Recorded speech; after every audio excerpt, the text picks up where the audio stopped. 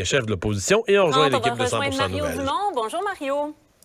Bonjour. Marc Tanguay va être chef intérimaire du Parti libéral. Traditionnellement, ça le disqualifierait de la vraie course à la chefferie, mais bon, c'est pas dans le règlement, ça semble pas clair dans son esprit. Il y a d'autres députés aussi qui se sont montrés intéressés.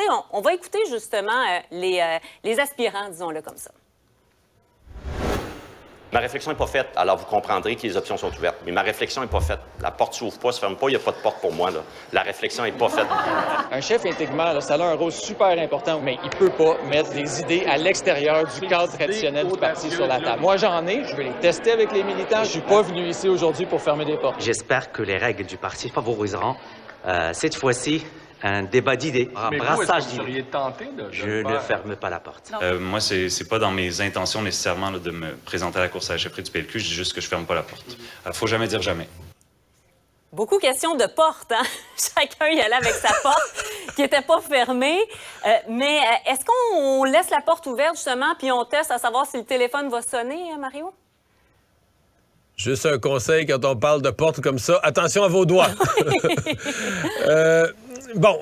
Prenons ça un à l'un. Pour moi, moi, je pense comme André Fortin, là, que quelqu'un qui est chef par intérim, c'est pas compatible. Ça, moi, je suis convaincu de ça. La liste des raisons est longue. Parce que là, le Parti libéral, c'est comme développer une nouvelle thèse qu'on n'a jamais entendue à peu près dans aucun parti. Que le chef par intérim, lors de la vraie course, pourrait se retirer comme chef par intérim, chef parlementaire, et sauter dans la vraie course pour devenir le chef. C'est un petit peu ça là, que le président du parti a ouvert comme chef porte. intérimaire.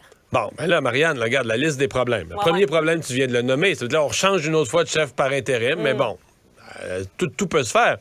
Mais deuxième problème, tu sais, mettons, là, on a eu la campagne électorale cet automne. Mais on se comprend qu'avant la campagne électorale, il y a eu une pré-campagne. Là, toute l'année 2022, les partis politiques ont fait quoi? Ils ont cherché des appuis, ils ont recruté des candidats, ils ont ramassé de l'argent, ce qu'on appelle la pré-campagne. Mais Marianne, c'est aussi vrai à la chefferie, là. Donc, si le chef par intérim dit « Ah, moi, là, tant que je suis juste chef par intérim, je me mêle pas de la vraie course. » Ben voyons donc. Penses-tu qu'il va pas parler aux autres députés pour recueillir des appuis? Parce que ses adversaires vont le faire. Mettons André Fortin, Pierre Moreau, Pierre Jean-Jacques. Tout le monde va recueillir des appuis. Puis il va dire, moi, je recueille pas d'appui parce que là, présentement, je suis chef à intérim. Je peux pas faire... C'est comme irréconciliable. Donc, il va se retrouver. Et une course au leadership, c'est extrêmement déchirant pour un parti. C'est, comme on dit, c'est fratricide. Là. On se tue, on s'assassine entre frères d'un même parti ou sœurs d'un même parti.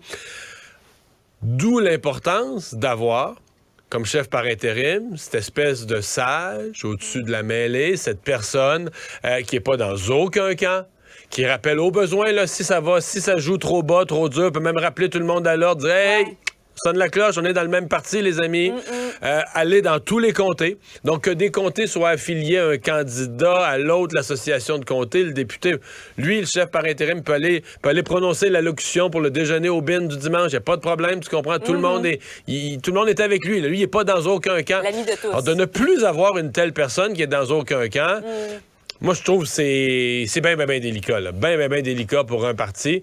Et même, je sais pas, je pense que si j'étais Marc Tanguay, aujourd'hui, c'est parce qu'il a dit ma réflexion n'est pas commencée, je peux pas fermer la porte.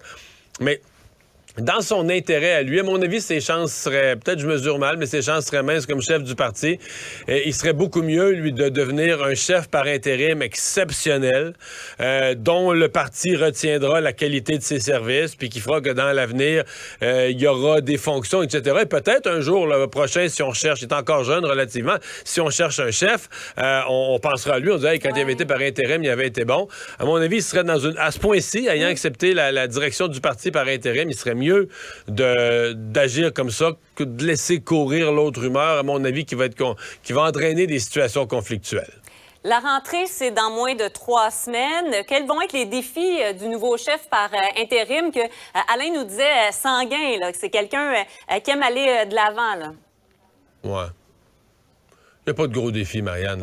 Écoute, c'est une session... c'est une session de 2 semaines. Ouais, c'est vrai. On vient de voter. Alain a raison. C'est probablement la chose à laquelle il faut qu'il fasse le plus attention. Pas être trop partisan ou pas rater cette espèce de première impression là, d'être tellement partisan que c'en est ridicule ou tellement agressif. En début de mandat, tu te mets prêt à crier après le gouvernement comme si le gouvernement devrait démissionner alors qu'il était à sa première semaine de session. Mais s'il évite ces excès-là, les attentes sont basses. Le Parti libéral a eu le pire résultat de son histoire. Mme Anglade est partie. Ils ont plus leur chef. Il y a un chef par intérim qui est nommé à la dernière minute. Faut être honnête, là. Je pense pas que l'ensemble des citoyens s'attend à voir là, l'opposition officielle dans le plafond de sa performance. Fait que les attentes, moi je pense qu'il n'y a pas à livrer. Faut juste pas qu'il se couvre de ridicule, qui se tourne en bourrique en voulant trop en mettre. Mais si l'opposition officielle fait bien les choses, il y a des questions à poser là, sur les urgences, etc. Pose les questions de base au nom des vraies préoccupations que la population a. Pose les vraies questions. Les gens vont respecter que le Parti... C'est 2 semaines de session, là, c'est pas long. Les gens vont retenir que le Parti libéral a bien fait son travail, puis salut, on s'en va pour les fêtes.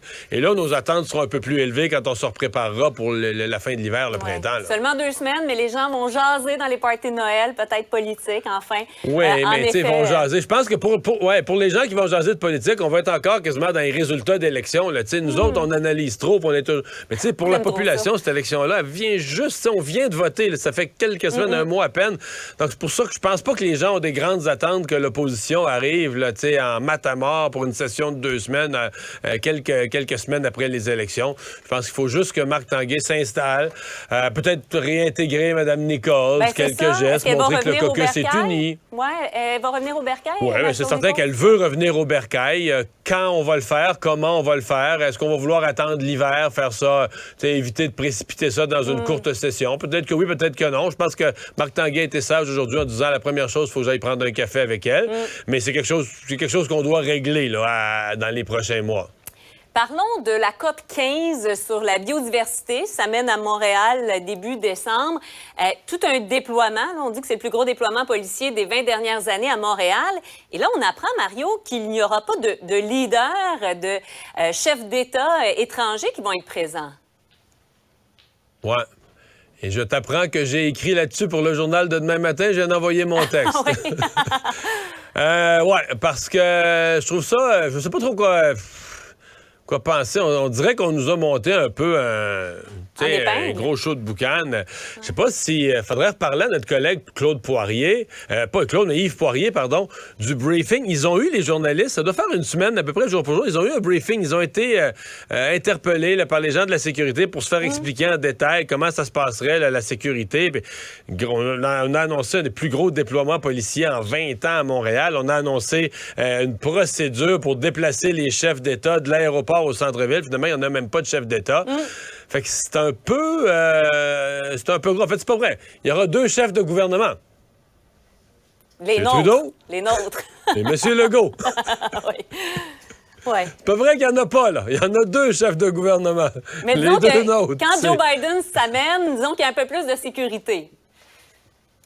Ben, Marianne, c'est ça, tu sais, je veux dire, entre toi et moi, là, le sous-ministre à l'environnement de la Suisse, là, il peut se promener dans la rue à Montréal, il n'y a pas de danger, on ne le reconnaîtra pas, il est en sécurité. Il est en sécurité par son anonymat, tout comme l'adjoint au sous-ministre de la Thaïlande de l'environnement, tout comme, tu sais, c'est un peu ça, là. C'est des scientifiques, des gens. Je dis pas que c'est pas des gens importants, puis que le thème qu'ils vont aborder, la biodiversité, n'est pas importante. Absolument.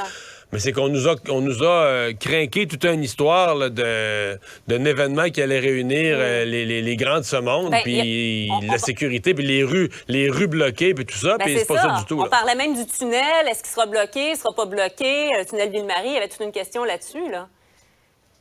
Oui. Donc, disons qu'on a mis pas mal d'hélium dans la ballon, là. Bon, je veux pas minimiser les travaux sur la biodiversité. Le sujet est d'une certaine importance. Mais j'ai hâte de voir comment... Parce que là, j'entends là, la mairesse puis nos ministres de l'Environnement à Ottawa et à Québec là, qui laissent entendre que Montréal est fier d'accueillir puis tout ça. Bon, faudrait qu'on aille demander aux Montréalais un à un, là. Je suis pas si sûr. On va suivre ce dossier-là. Merci beaucoup, Mario. Savoir et comprendre.